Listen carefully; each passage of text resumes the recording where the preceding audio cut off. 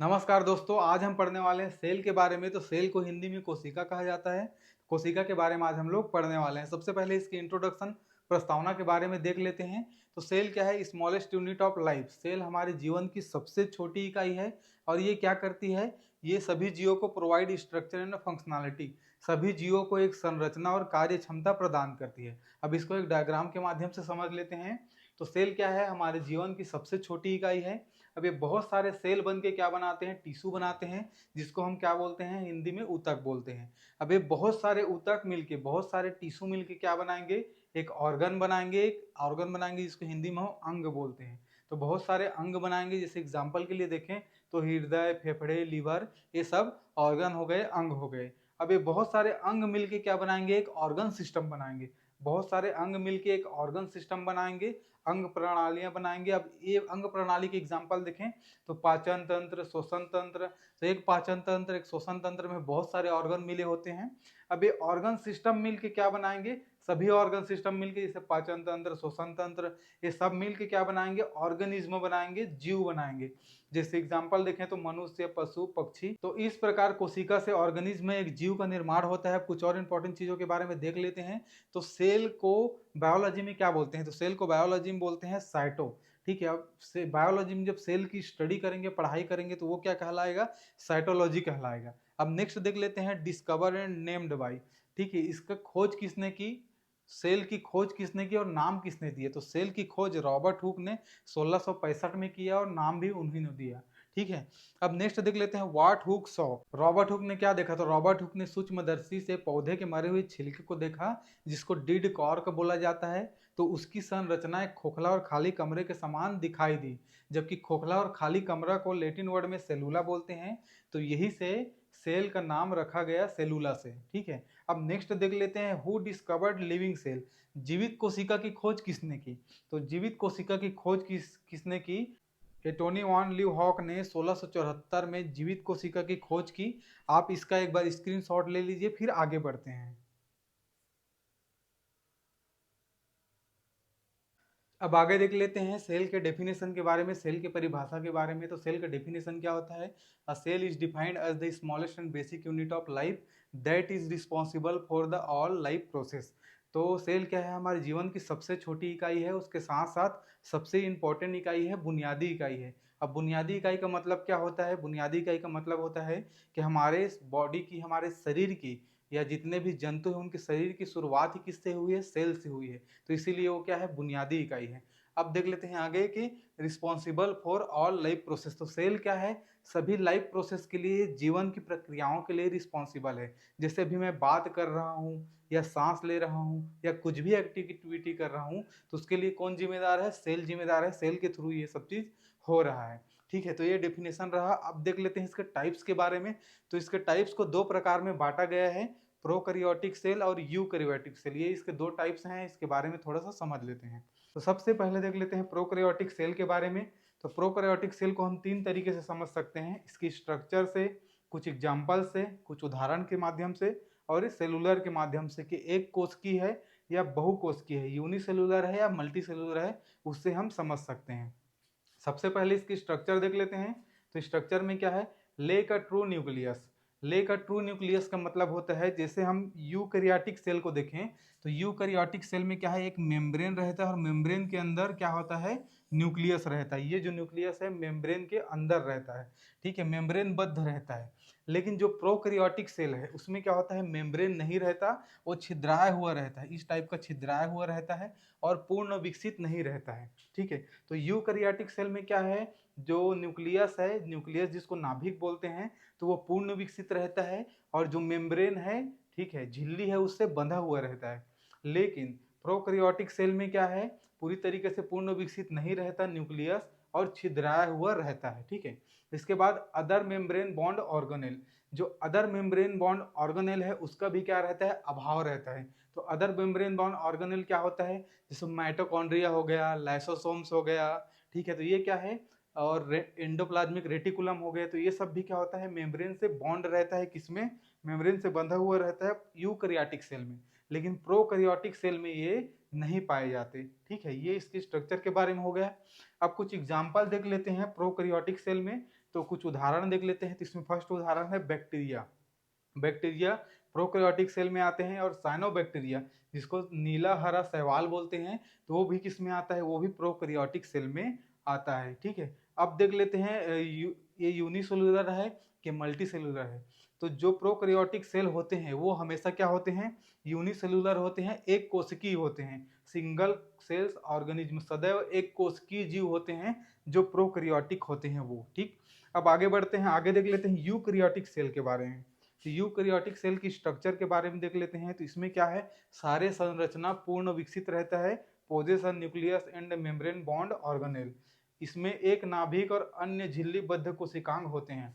इसमें सारे कोशिकांग जो होते हैं वो झिल्लीबद्ध होते हैं, जैसे माइटोकॉन्ड्रिया, एंडोप्लाज्मिक रेटिकुलम, ठीक है, और क्या होता है लाइसोसोम, से सब इसमें पाए जाते हैं। अब आगे बढ़ते हैं, एग्जाम्पल देख लेते हैं। तो जो एनिमल है, एनिमल मतलब पशु, और जो मनुष्य है वो सब किस में आएंगे, यूकैरियोटिक सेल में आएंगे।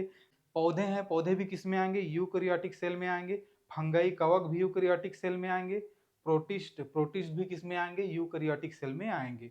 अब नेक्स्ट देख लेते हैं मल्टी सेलुलर और कॉम्प्लेक्स सेलुलर। तो जो यूकैरियोटिक है वो क्या होता है, मल्टी सेलुलर और कॉम्प्लेक्स सेलुलर भी हो सकता है। जैसे एग्जांपल से देखें तो एक कोशिकीय भी हो सकता है जिसको यूनिसेलुलर बोलते हैं, या बहुकोशिकीय हो सकता है जिसको मल्टी सेलुलर बोलते हैं। तो ये दोनों हो सकते हैं, या एक कोशिकीय हो सकते हैं या बहुकोशिकीय हो सकते हैं। लेकिन जो प्रोकैरियोटिक है वो हमेशा क्या होता है, यूनिसेलुलर होता है, एक कोशिकीय ही होता है। तो आप इसके स्क्रीनशॉट ले लीजिए, फिर आगे बढ़ते हैं। चलिए फ्रेंड्स आगे बढ़ते हैं। तो अब सेल के सबसे इंपॉर्टेंट पार्ट के बारे में पढ़ेंगे, सेल के ऑर्गेनेल्स के बारे में, जिसको हिंदी में कोशिकांग बोलते हैं। सेल का स्ट्रक्चर, सेल की कोशिका की संरचना भी बोल सकते हैं।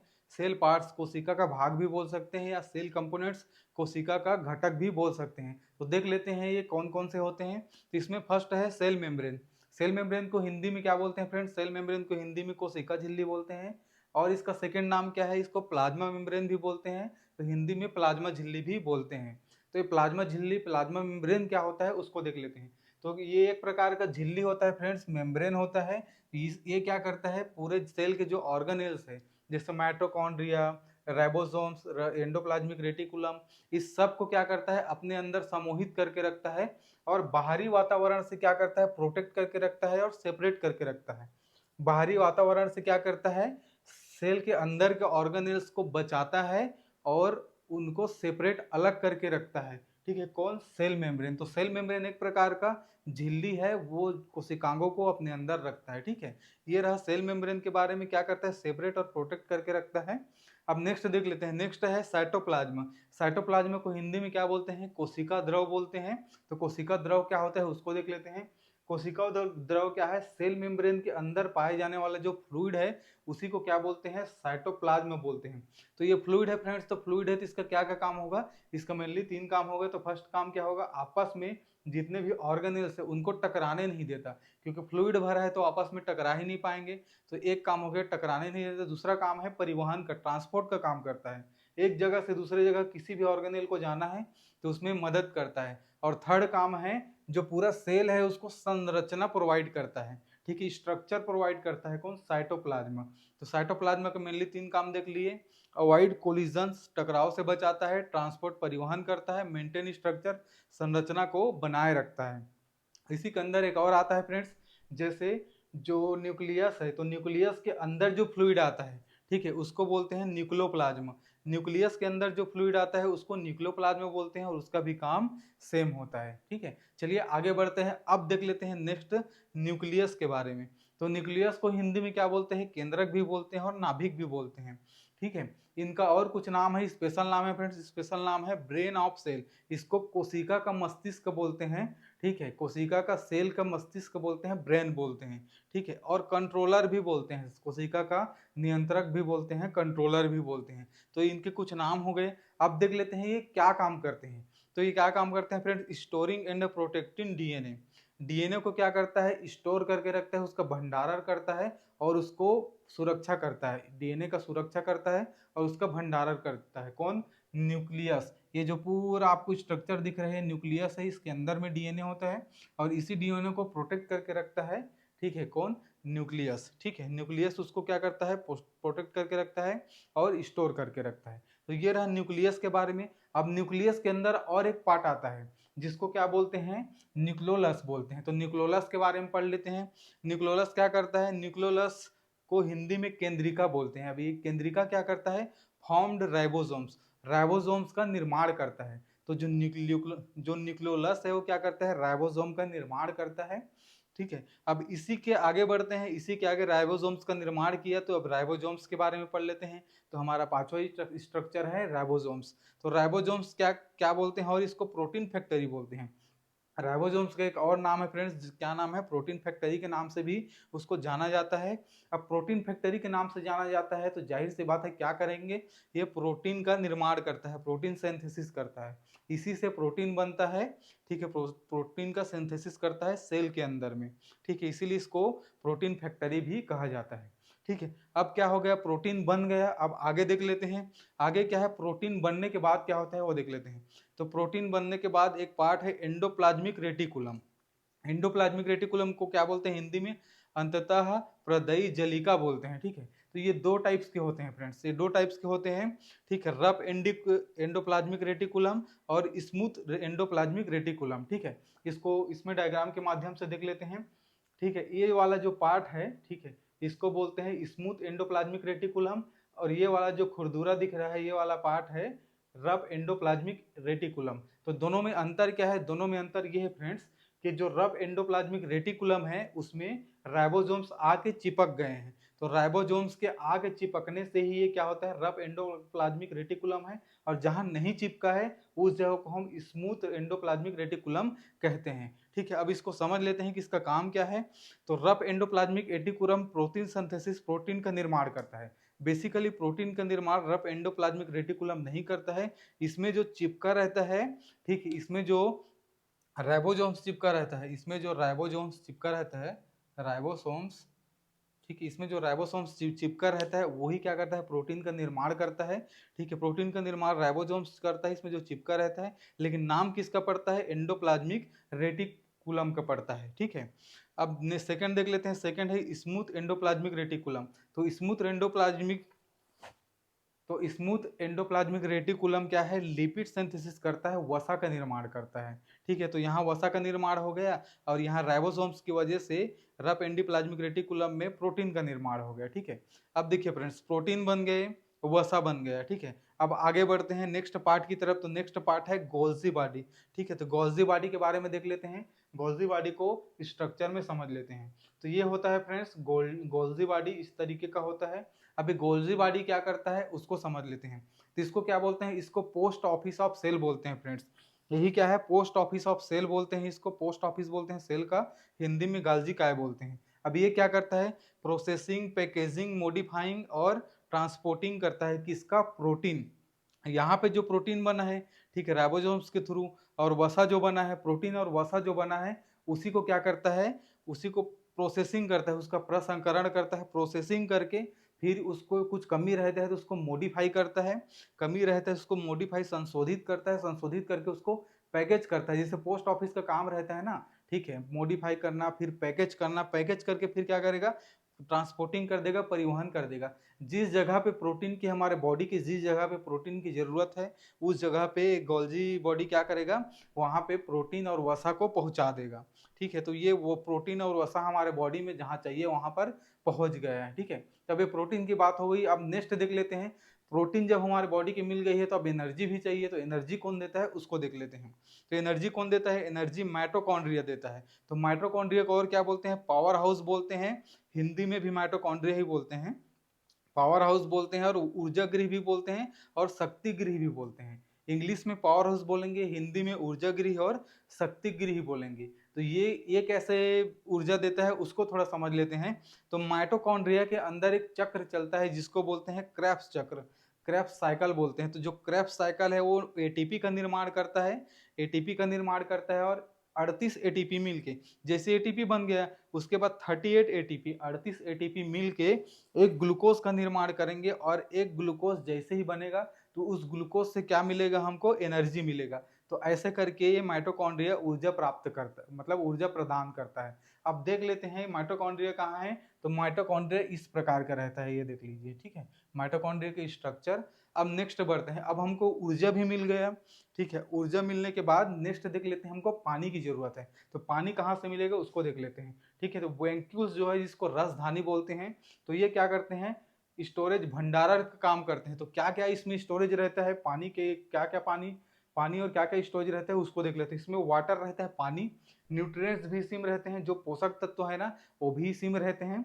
और वेस्ट भी इसी में रहता है, अपशिष्ट पदार्थ जो हमारे सेल को हानिकारक पहुंचाता है, हानिकारक कोई पहुंचा मत दे, तो उस हानिकारक पदार्थ को, ठीक है, वेंक्यूल्स अपने अंदर क्या करता है, अवशोषित कर लेता है, स्टोर करके रख लेता है। अब स्टोर करने के बाद क्या करता है, उसका वेस्ट डिस्पोजल, अपशिष्ट का निपटारण भी कर देता है, उसको सेल से बाहर भी निकाल देता है। तो वेंक्यूल्स जो काम कर रहा है, स्टोरेज करने का भी काम कर रहा है, पानी को, पोषक तत्व को और अपशिष्ट को। और जैसे अपशिष्ट को ये क्या कर रहा है, अपशिष्ट को अपने अंदर ले रहा है, तो अपने अंदर लेने के बाद क्या है, सेल से फिर ये बाहर निकाल दे रहा है, ठीक है। तो ये वेंक्यूल्स का काम हो गया। वेंक्यूल्स बोले तो ये है वेंक्यूल्स, ठीक है। इसमें क्या है, रसधानी, नाम से ही पता चल रहा है कि वाटर इसी में, हमारे लोगों का सेल का वाटर इसी में स्टोर रहता है, ठीक है। अब नेक्स्ट देख लेते हैं, तो नेक्स्ट क्या है, ये वेस्ट डिस्पोजल का काम कर रहा है। एक और है जो सेल में से सबसे खतरनाक है, उसका नाम है लाइसोसोम्स, ठीक है। सेल में जो सबसे खतरनाक है उसका नाम है लाइसोसोम्स। तो लाइसोसोम्स को और क्या बोलते हैं, इसको सुसाइडल बैग भी बोलते हैं, आत्महत्या की थैली भी बोलते हैं, ठीक है, और एटम बम भी बोलते हैं, एटम बम भी बोलते हैं, ठीक है। तो एटम बम क्यों बोलते हैं, आत्महत्या की थैली क्यों बोलते हैं, क्योंकि ये जब फट जाता है ना तो पूरे सेल को ही खत्म कर देता है, ठीक है। जब ये फट गया तो ये पूरे सेल को खत्म कर सकता है, सेल को समाप्त कर सकता है। कोई एक सेल के अंदर है तो सेल को समाप्त कर देगा, इसीलिए इसको सुसाइडल वेग, आत्महत्या की थैली भी बोलते हैं, ठीक है। अब ये क्या करता है, इसमें ऐसा क्या चीज रहता है जो ये काम करता है, तो इसमें हाइड्रोलाइटिक एंजाइम रहता है, ठीक है। हाइड्रोलाइटिक एंजाइम रहता है, यही एंजाइम क्या करता है, डाइजेस्ट मटेरियल, जितने भी मटेरियल से उसको क्या करता है, डाइजेस्ट करने का काम करता है। जितने भी मटेरियल्स मतलब वेस्ट प्रोडक्ट जितने भी है उसको डाइजेस्ट करने का काम करता है। जैसे कहीं के कोशिका का कोई भाग खराब हो गया है तो उस भाग में क्या करेगा, थोड़ा सा हाइड्रोलाइटिक एंजाइम डालेगा तो वो वहीं पे पच जाएगा। अब जैसे कोई वेस्ट प्रोडक्ट है तो वेस्ट प्रोडक्ट के ऊपर भी क्या करेगी, थोड़ा सा हाइड्रोलाइटिक एंजाइम थोड़ा सा डालेगा तो वहीं पे गल के वो समाप्त हो जाता है, ठीक। उसका क्या होता है, वेस्ट का रिमूवल हो जाता है, ठीक है। अपशिष्ट पदार्थ निपटान हो जाता है, वहीं पे निपट जाता है, ठीक है। तो ऐसे करके लाइसोसोम्स क्या करता है, हाइड्रोलाइटिक एंजाइम्स के थ्रू अपशिष्ट पदार्थों को पचाता भी है, न्यूट्रिएंट्स को भी पचाने का काम करता है, और वेस्ट रिमूवल का काम करता है, जितने भी वेस्ट प्रोडक्ट है उसको वहीं पे खत्म करने का भी काम करता है। तो ये लाइसोसोम्स का काम हो गया। इसको डायग्राम में देखें तो ये है लाइसोसोम्स, ठीक है। अब नेक्स्ट देख लेते हैं, नेक्स्ट क्या है, नेक्स्ट है पैरोक्सीसोम्स, ठीक है। नेक्स्ट है पैरोक्सीसोम्स। पैरोक्सीसोम्स क्या करता है उसको समझ लेते हैं। तो पैरोक्सीसोम मेनली दो काम करता है, एक तो डिटॉक्सिफिकेशन का काम करता है, जब भी कोई इन्फेक्शन बैक्टीरिया वगैरह आ जाता है, ठीक है, या कुछ भी ऐसा पदार्थ जिसमें क्या होगा, थोड़ा सा विष होगा, तो विष मुक्त करने का काम करता है, ठीक है। उसको डिटॉक्सिफाई करने का काम करता है, उसमें थोड़ा बहुत खराबी रहता है, ठीक है, उसको ठीक करने का काम करता है। और उसके साथ साथ ये क्या करता है, लिपिड का मेटाबॉलिज्म करता है, जो वसा होता है उसका मेटाबॉलिज्म करता है, उसको पचाने में, वसा को पचाने में मदद करता है, ठीक है। तो ये पैरोक्सीसोम्स का काम हो गया। इसको अगर डायग्राम में देखें पैरोक्सीसोम्स को, तो पैरोक्सीसोम इस तरीके से दिखाई देता है, ठीक है। अब लास्ट पार्ट के बारे में आ जाते हैं। लास्ट पार्ट है हमारा सेंट्रियोल्स, ठीक है फ्रेंड्स। सेंट्रियोल्स क्या होता है, सेंट्रोसोम्स जो होता है ना उसके अंदर का पार्ट होता है।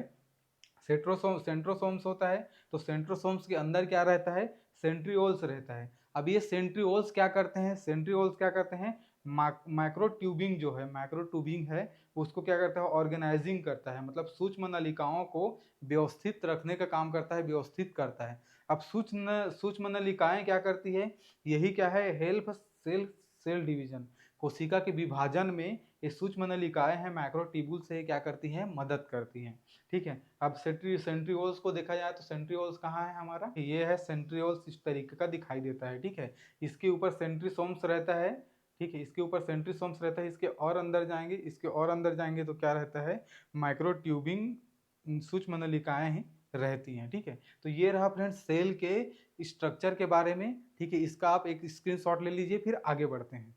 इसके बाद नेक्स्ट में हम लोग पढ़ेंगे इसके फंक्शन के बारे में, फिर इसको यहीं पे इस पार्ट को क्लोज करेंगे। चलिए आगे बढ़ते हैं। अब देख लेते हैं फंक्शन ऑफ सेल के बारे में। कोशिका का कार्य क्या है उसको थोड़ा समझ लेते हैं। तो कोशिका का फर्स्ट कार्य होता है एनर्जी प्रोडक्शन। एनर्जी प्रोडक्शन को हिंदी में बोले तो ऊर्जा का उत्पादन करना, ठीक है।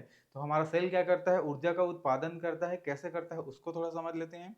तो सेल के अंदर सेलुलर रेस्पिरेशन, कोशिकीय श्वसन होता है। तो जो कोशिकीय श्वसन होता है, सेलुलर रेस्पिरेशन होता है, उससे क्या होता है, एटीपी जनरेट होता है। एटीपी जनरेट होता है, फिर यही एटीपी बाद में क्या होता है, एनर्जी में, ऊर्जा में कन्वर्ट होता है। तो ऐसे करके सेल क्या करता है, एनर्जी का प्रोडक्शन करता है। किसके थ्रू, सेलुलर रेस्पिरेशन के थ्रू, ठीक है। अब नेक्स्ट देख लेते हैं, नेक्स्ट काम क्या है हमारे सेल का। तो नेक्स्ट काम है मेटाबॉलिज्म। चाहे का भी काम करता है, मेटाबॉलिज्म का काम करता है। कैसे करता है उसको थोड़ा समझ लेते हैं। तो सेल के अंदर बहुत सारे केमिकल रिएक्शंस होते हैं, रासायनिक प्रतिक्रियाएं होती है। अब ये रासायनिक प्रतिक्रियाएं क्या करती है, हमारे जो पोषक तत्व है, न्यूट्रिएंट्स है, उसको छोटे छोटे टुकड़ों में विभाजित करती है, तोड़ती है। ब्रेक डाउन न्यूट्रिएंट्स, न्यूट्रिएंट्स जो पोषक तत्व है उसको छोटे छोटे टुकड़ों में तोड़ती है। तोड़ने के बाद में क्या है, उसको मॉलिक्यूल्स में कन्वर्ट करती है। बहुत सारा मॉलिक्यूल्स बनाती है, और जहाँ जहाँ पे मॉलिक्यूल्स की जरूरत होती है, अणुओं की जरूरत होती है, वहाँ वहाँ पे फिर क्या है, पहुँचा देता है। तो ऐसे करके सेल मेटाबॉलिज्म का काम करता है। अब आगे बढ़ते हैं, नेक्स्ट देख लेते हैं। थर्ड है growth and reproduction. Growth and reproduction को हिंदी में देखा जाए तो कोशिका में वृद्धि होती है और प्रजनन होता है, ठीक है। तो इन दोनों को कैसे समझेंगे, देख लेते हैं थोड़ा सा। इंक्रीज सेल साइज, ठीक है। सेल में क्या होता है, ग्रोथ होता है, वो अपने साइज में बढ़ता है, अपने आकार में वृद्धि करता है, जिससे हमारे बॉडी में क्या होता है, टाइम टू टाइम चेंजेस आते रहता है, ठीक है। सेकेंड है क्रिएशन ऑफ न्यू सेल। एक सेल डिवीजन का प्रोसेस होता है जिसको कोशिका विभाजन बोलते हैं। तो कोशिका विभाजन के थ्रू क्या करता है, नए नए सेलों का क्या करते हैं, निर्माण करता है हमारा जो सेल है वो, ठीक है। तो इस प्रकार से ग्रोथ एंड रिप्रोडक्शन का काम करता है। नेक्स्ट देख लेते हैं, आगे है transport of material. Transport of material को हिंदी में समझे तो सामग्री का परिवहन करता है। कैसे करता है, तो जो न्यूट्रिएंट्स रहता है उसको कोशिका के अंदर लाता है, ठीक है। न्यूट्रिएंट्स इन पोषक तत्वों को अंदर लाता है, और जो वेस्ट प्रोडक्ट रहता है, जो वेस्ट प्रोडक्ट रहता है, अपशिष्ट उत्पाद रहते हैं, अपशिष्ट उत्पाद रहता है, उसको क्या करते हैं, बाहर ले जाने का काम करता है। तो इस प्रकार से ट्रांसपोर्ट मटेरियल का काम करता है सेल। नेक्स्ट देख लेते हैं, नेक्स्ट क्या है, नेक्स्ट काम है प्रोटीन सिंथेसिस का। प्रोटीन सिंथेसिस में होता है प्रोटीन का निर्माण, ठीक है। तो प्रोटीन संश्लेषण का काम करता है, प्रोटीन सिंथेसिस का काम करता है सेल। कैसे करता है उसको थोड़ा समझ लेते हैं। तो जो न्यूक्लियोलस है, सेल के अंदर जो एक पार्ट होता है, जिसको ये वाला पार्ट जिसको न्यूक्लियोलस बोलते हैं, तो उससे क्या होता है, राइबोसोम्स का निर्माण होता है। न्यूक्लियोलस से राइबोसोम्स का निर्माण होता है। राइबोसोम्स का निर्माण जब होता है, फिर राइबोसोम्स क्या करता है, वो प्रोटीन बनाता है। तो ऐसे करके राइबोसोम्स क्या करता है, प्रोटीन का उत्पादन करता है। तो इस प्रकार से प्रोटीन संश्लेषण का काम करता है कौन, सेल, ठीक है। अब नेक्स्ट देख लेते हैं, आगे बढ़ते हैं। आगे क्या है, वेस्ट रिमूवल। तो सेल क्या है, वेस्ट रिमूवल का भी काम करता है। जो अपशिष्ट पदार्थ रहता है उसको हटाने का भी काम करता है। कैसे हटाता है, तो सेल रिमूव वेस्ट प्रोडक्ट, ठीक है। बहुत सारे प्रक्रियाएं हैं, उन प्रक्रियाओं के थ्रू क्या करता है, वेस्ट प्रोडक्ट जो रहता है, अपशिष्ट रहता है, उसको हटाने का काम करता है, ठीक है। कौन, हमारा सेल, ठीक। अब लास्ट देख लेते हैं, लास्ट क्या है, स्ट्रक्चर सपोर्ट एंड शेप, ठीक है। तो वो सेल क्या है, हमारे बॉडी को स्ट्रक्चर देता है, सपोर्ट देता है। कैसे देता है उसको थोड़ा समझ लेते हैं। तो cell are basic building blocks of tissue और एंड ऑर्गन, ठीक है। तो जो हमारे बॉडी में अंग है और ऊतक है, ऊतक मतलब टिश्यू और अंग मतलब ऑर्गन्स। तो जो ऑर्गन्स टिश्यू है वो किससे मिलके बने हैं, इसी सेल से मिलके बने हैं। तो इस प्रकार से सेल क्या करता है, स्ट्रक्चर, एक संरचना प्रोवाइड करता है हम लोग को, जो जितने भी जीव हैं उनको, और शेप प्रोवाइड करता है, ठीक है। संरचना प्रोवाइड करता है और आकार प्रोवाइड करता है, संरचना और आकार देता है। तो इस प्रकार के ये सब काम है, फंक्शन है सेल का। तो ये रहा फ्रेंड्स सेल के बारे में। अगर ये वीडियो आपको अच्छा लगा होगा तो वीडियो को लाइक कर दीजिएगा, और ऐसे वीडियो और देखने के लिए चैनल को सब्सक्राइब कर दीजिएगा। अब नेक्स्ट पार्ट में इसका डिटेल वीडियो बनाएंगे, जिससे 1 बाय 1 करके जितने भी पार्ट है उनका डिटेल वीडियो बनाएंगे, उनकी स्ट्रक्चर के बारे में देखेंगे और उनके फंक्शन के बारे में देखेंगे, ठीक है। तो थैंक यू सो मच।